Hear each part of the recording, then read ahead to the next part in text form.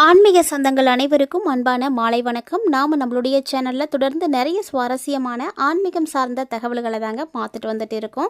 அந்த வரிசையில் இந்த பதிவில் என்ன பார்க்க போகிறீங்க அப்படின்னா, வரக்கூடிய பிப்ரவரி 15ஆம் தேதி ஞாயிற்றுக்கிழமை அன்னைக்கு உருவாகக்கூடிய மகா சிவராத்திரியினுடைய மகிமைகளை பற்றியும், இந்த சிவராத்திரிக்கு பிறகு விருச்சிகராசினியர்களுடைய வாழ்க்கையில் என்னென்ன மாற்றங்கள் நிகழப்போகுது அப்படின்றத பற்றியும் தான் தெரிஞ்சுக்க போகிறோம். வீடியோக்குள்ளே போகிறதுக்கு முன்னாடி நீங்கள் இன்னும் நம்ம சேனலை சப்ஸ்கிரைப் பண்ணாமல் இருக்கீங்க அப்படின்னா மறக்காமல் சேனலை சப்ஸ்கிரைப் பண்ணிக்கோங்க. கூடவே பக்கத்தில் இருக்கிற பெல் சிம்பிளையும் கிளிக் பண்ணிக்கோங்க. அப்போ தான் நாங்கள் போடக்கூடிய வீடியோக்கள் எல்லாமே உங்களுக்கு நோட்டிஃபிகேஷன் உடனுக்குடன் வந்தடையும். நீங்களும் பார்த்து பயன்பெறலாம். வாங்க வீடியோக்குள்ளே போகலாம். மாதம் சிவராத்திரி வந்தாலுமே கூட மாசி மாதத்தில் வரக்கூடிய சிவராத்திரியை தான் மகா சிவராத்திரி அப்படின்னு நம்ம சொல்கிறோம்.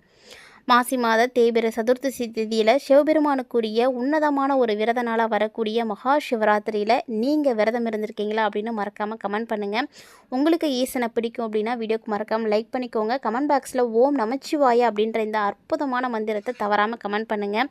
இந்த மந்திரத்தை சொன்னாலும் சரி, எழுதினாலும் சரி, என்ன செய்தாலும், அதாவது நினைத்தால் கூட அதற்கான பலன் கிடைக்கும்னு சொல்லுவாங்க. அதனால் உங்களுக்கு எப்போல்லாம் நேரம் கிடைக்குதோ, உங்களுக்கு எப்போல்லாம் இக்கட்டான சூழ்நிலைகள் உருவாகுதோ அப்போல்லாம் இந்த மந்திரத்தை தவறாமல் பிரார்த்தனை செய்யுங்க. அந்த சூழ்நிலைகள் உங்களுக்கு நிச்சயம் மாறும். சிவனுக்கே உரிய ராத்திரி சிவன் ராத்திரி அப்படின்னு சொல்லுவாங்க. இந்த நாளில் இரவில் கண் விழித்து 4 கால பூஜை செய்து சிவனை வழிபட்டீங்க அப்படின்னா, நீங்கள் தெரிஞ்சோ தெரியாமலோ செய்த பாவங்கள் எல்லாமே உங்களை விட்டு போகும். அது மட்டும் இல்லாமல் உங்கள் மனசுக்கு தூய்மை கிடைக்கும், அமைதி கிடைக்கும், சிவனுடைய அருள் கிடைக்கும், மோட்சம் கிடைக்கும். இது மாதிரி நிறைய ஐதீகங்கள் சொல்லப்படுது. இது சிவன் சக்தி இணைப்பையும் ஞானத்தையும் குறிக்கக்கூடிய அற்புதமான திருநாள் அப்படின்னு சொல்லுவாங்க. இந்த இரவு பார்த்திங்கன்னா உங்களுடைய வேண்டுதல்கள் பலிக்கக்கூடிய அப்படி ஒரு அற்புதம் செய்யக்கூடிய ஒரு இரவு. இந்த இரவில் நீங்கள் செய்யக்கூடிய விஷயங்களால் உங்களுக்கு நிறைய சிறப்புகள் கிடைக்கும். சிவராத்திரியில் விரதம் இருந்தால் பிறவி சுழற்சியிலிருந்து விடுதலை அடைவாங்கன்னு சொல்லுவாங்க. ஸோ பாவங்கள் எல்லாம் போக்கி மோட்சத்தை தரக்கூடிய அற்புதமான இரவு. அது மட்டும் இல்லாமல் இந்த இரவில் பூமியினுடைய வடக்கு அரைக்கோளத்தில் ஆற்றல் அதிகமாக இருக்கும். ஸோ நீங்கள் விழிச்சிருந்து முதுகு தண்டை நேராக வச்சு தியானம் செய்கிறது ஆன்மீக ரீதியாக உங்களுடைய வளர்ச்சிக்கு ரொம்ப ரொம்ப உதவியாக இருக்கும். அதே போல் இந்த நாள் பார்த்திங்கன்னா சிவன் சக்தியினுடைய இணைப்பு அப்படின்னு சொல்லுவாங்க. சிவனும் சக்தியும் இணைந்த இரவு சிவராத்திரி. ஸோ படைப்பினுடைய சமநிலையை உணர்த்தக்கூடிய ஒரு நாள் அப்படின்னு இந்த நாளுக்கு பொருள் இருக்குது. அதே போல் இந்த நாளில் பார்த்திங்கன்னா தன்னுடைய அழிவுலேருந்து நம்மளை காத்துக்கிறதுக்காகவும் ஞானத்தை பெறணும் அப்படிங்கிறதுக்காகவும் சிவனுடைய அருளை பெற்று நல்வாழ்வு வாழணும் அப்படின்றதுக்காகவும் இந்த நாள் பயன்படுது. 4 கால பூஜை அப்படிங்கிறது இரவு நேரத்தில் நடக்கக்கூடிய பூஜை. இரவு 6 மணிக்கு ஸ்டார்ட் ஆன பூஜை பார்த்திங்கன்னா அதிகாலை வரைக்குமே சிறப்பாக நடக்கும். உங்களால் எந்த பூஜையில் கலந்துக்க முடியுமோ கண்டிப்பாக கலந்துக்குங்க. இதில் பார்த்திங்கன்னா 3 மணிக்கு மேலே நடக்கக்கூடிய பூஜை ரொம்ப நல்ல பூஜைன்னு சொல்லுவாங்க. முடிஞ்சால் அந்த பூஜையில் நீங்கள் கலந்துக்கோங்க. அன்னைக்கு விரதம் இருக்கிறது எப்படி அப்படின்னு ஒரு சிலருக்கு தெரியாமல் இருக்கும். விரதம் அப்படிங்கிறது நம்முடைய விருப்பந்தாங்க. இது எந்த ஒரு கடவுளுமே இப்படித்தான் எனக்காக நீங்கள் இருக்கணும், இவ்வளோ தூரம் செய்யணும் அப்படின்னு யாரும் சொல்கிறது கிடையாது. விரதம் அப்படிங்கிறதெல்லாம் அவரவருடைய மனதுக்கு ஏற்ப அவங்களுடைய உடல்நிலைகளை பொறுத்து இருக்கக்கூடியது. உங்களால் நல்லா இருக்க முடியும்னா அன்றைக்கி ஃபுல்லாக நீங்கள் சாப்பிடாமல் இருங்க. இல்லை என்னால் இருக்க முடியாதுன்னா பால் பழம் எடுத்துக்கிட்டு நீங்கள் விரதம் இருக்கலாம். உண்ணாமலும் விரதம் இருக்கலாம். அதாவது ஒவ்வொருத்தருடைய சூழ்நிலைகளை பொறுத்து அவங்க இருக்கலாம். ஒரு சிலருக்கு பார்த்திங்கன்னா உடல்நிலையில் பாதிப்புகள் இருக்கும். ஆனால் அவங்க ஈசனுக்காக விரதம் இருக்கணும், என்னுடைய பிரச்சனைகள் தீரணும் அப்படிங்கிறதுக்காக அந்த மாதிரி விரதம் இருக்கலாம் அப்படின்னு ஆசைப்படுவாங்க. ஸோ அந்த மாதிரி இருக்கக்கூடியவங்களை உங்களை வருத்திக்க வேண்டாம். பால் பழம் எல்லாம் சாப்பிட்டுட்டு நீங்கள் விரதம் இருங்க. பரம்பொருளான பரமேஸ்வரன் எங்கும் நிறைந்திருக்கக்கூடியவர். அதனால் நீங்கள் இருக்கக்கூடிய விரதத்தினுடைய உண்மைத்தன்மையை மட்டும்தான் உணர்வாரை தவிர மற்றபடி வேறு ஒன்றும் கிடையாதுங்க. ஸோ 4 பேர் 4 விதமாக சொல்கிறாங்களே அப்படின்றதுக்காகலாம் எதுவும் நீங்கள் செய்ய வேணாம். தாராளமாக நீங்கள் சாப்பிட்டும் விரதம் இருங்க. அன்றைக்கி இரவு முழுக்க கண் விழித்து சிவபுராணம் படிக்கிறது ஒரு வகை, சிவநாமங்கள் உச்சரிக்கிறது ஒரு வகை. உங்களுக்கு சிவபுராணம் படிக்க தெரியும்னா படிங்க. இல்லைன்னா ஓம் நமச்சிவாய அப்படின்ற இந்த சிவநாமம் ஒன்று போதும். உங்களுடைய வாழ்க்கையே மாற்றக்கூடிய அற்புதமான நாமம் இதுதான். அதனால் இதை நீங்கள் சொல்லுங்கள். அதே போல் அருகில் இருக்கக்கூடிய சிவன் கோவிலுக்கு போய் நீங்கள் சிவலிங்கத்துக்கு அன்றைக்கி அபிஷேகம் நடக்கும் இல்லையா, அந்த 4 கால அபிஷேகத்துலேயுமே உங்களால் என்ன அபிஷேக பொருளை வாங்கி கொடுக்க முடியுமோ வாங்கி கொடுங்க. குறிப்பாக பால், தயிர், தேன், சந்தனம், நீர் கொண்டு அபிஷேகம் செய்வாங்க. அதனால் இதில் ஏதாவது ஒன்று நீங்கள் கொண்டு போய் வாங்கி கொடுங்க. உங்களுடைய பாவங்கள் போகிறதுக்கு அந்த எம்பெருமான் ஈசனுக்கு இந்த அர்ச்சனை பொருளை வாங்கி கொடுத்து வழிபாடு செய்யுங்க. ஒவ்வொரு மாதம் சிவராத்திரி வந்தாலுமே கூட மாசி மாதத்தில் வரக்கூடிய மகா சிவராத்திரிக்கு இவ்வளவு சிறப்புகள் இருக்குங்க. அதனால் மிஸ் பண்ணாமல் வழிபாடு செய்யுங்க. யாரெல்லாம் இந்த வருடம் வரக்கூடிய மகா சிவராத்திரியில் விரதம் இருக்க போகிறீங்க அப்படின்னு மறக்காமல் வந்து கமெண்ட் பண்ணுங்கள். ஏன்னா விரதம் அப்படிங்கிறது உங்களுடைய வாழ்க்கையை மாற்றுவதற்காக நீங்கள் எடுக்கக்கூடிய ஒரு முயற்சி. சிவராத்திரி அன்னைக்கு ஆலயங்களுக்கு போய் வழிபாடு செய்யலாம். போக முடியாதவங்க வீட்டிலேயே இருந்தபடியே சிவபெருமான மனதில் நினைத்து அபிஷேகம் செய்து வழிபாடுகள் செய்யலாம். அது மட்டும் இல்லாமல் எறும்பு, நாரை, புலி, சிலந்தி, யானை, எலி போன்றவை கூட இந்த சிவபூஜையால் மோட்சம் அடைந்திருக்காங்க. ஸோ சிவன் அப்படின்ற சொல்லுக்கு மங்களம் அப்படின்னு இன்னொரு பொருள் இருக்குது. மங்களம் தருபவர் அப்படின்னு சொல்லுவாங்க. அதனால் எந்த அளவுக்கு ஒருவர் சிவசிவா அப்படின்னு உச்சரிக்கிறாரோ அந்த அளவுக்கு அவர் நன்மையை வந்து அடைகிறார் அப்படின்னு அர்த்தம்.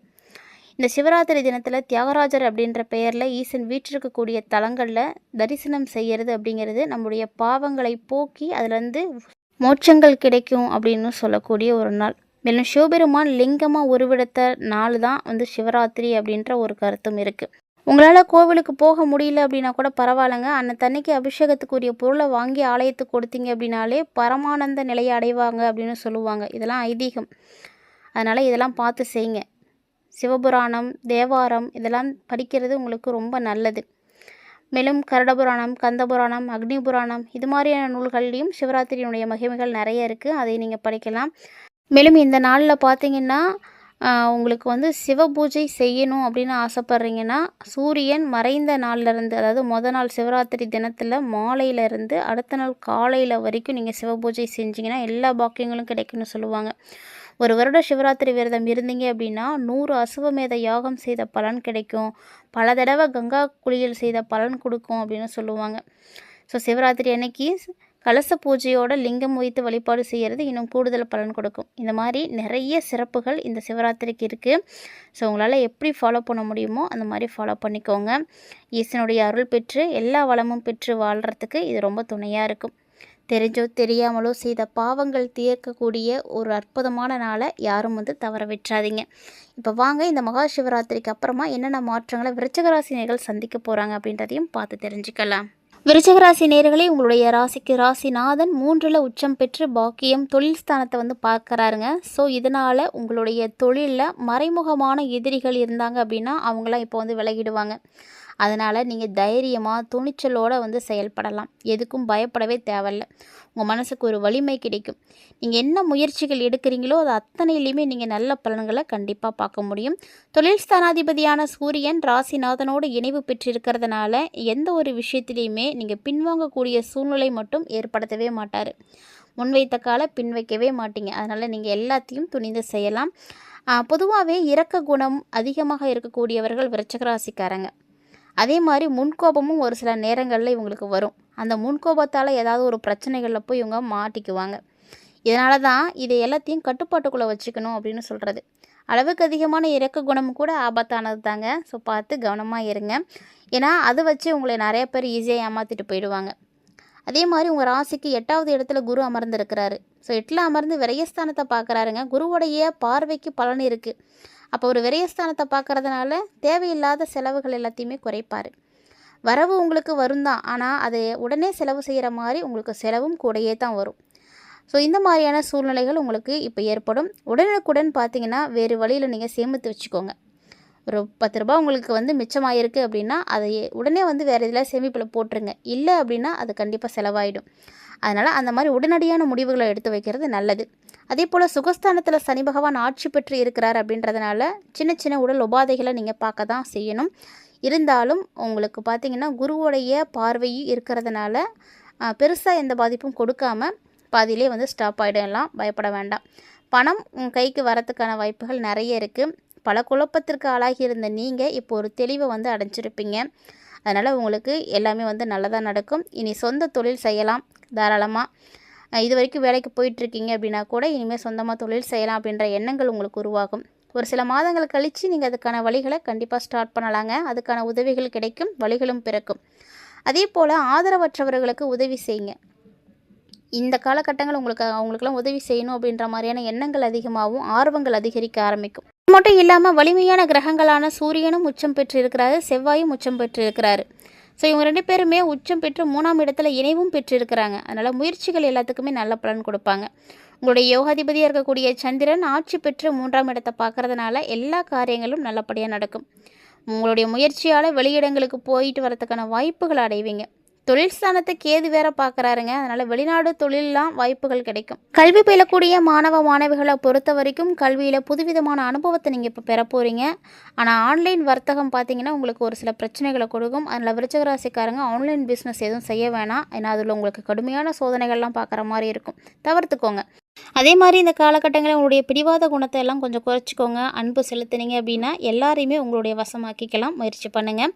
மேலும் இந்த காலகட்டங்களில் உங்களுக்கு அற்புதங்கள் நடக்கிறதுக்கு தொடர்ந்து நீங்கள் அனுமன் வழிபாடு செய்யுங்க. ராமநாமம் சொல்லுங்க. இதெல்லாம் உங்களுக்கு ரொம்ப நல்லது. இந்த காலகட்டங்களில் நீங்கள் செய்யக்கூடிய தொழிலை விருத்தி கிடைக்கிறதுக்கு இந்த எளிமையான பரிகாரத்தை செய்து பயன்பெறுங்க. இந்த வீடியோ பதிவோட விருச்சிக ராசி நேயர்களே, உங்களுக்கு சிவபெருமானுடைய ராத்திரியான சிவராத்திரியினுடைய சிறப்புகள் எப்படி இருக்குது, சிவராத்திரிக்கு அப்புறமா என்ன மாதிரியான பலன்கள் கிடைக்க போகுது உங்களுக்கு அப்படின்னு நிறைய தகவல்களை பார்த்துருப்பீங்கன்னு நினைக்கிறேன். கட்டாயமாக பதிவு உங்களுக்கு பிடிச்சிருக்குன்னு நினைக்கிறேன். பிடிச்சிருந்தால் லைக் பண்ணி ஷேர் பண்ணுங்கள். மறக்காமல் கமெண்ட் பண்ணுங்கள். மீண்டும் மற்றும் ஒரு சுவாரஸ்யமான தலைப்பில் சந்திக்கலாம்.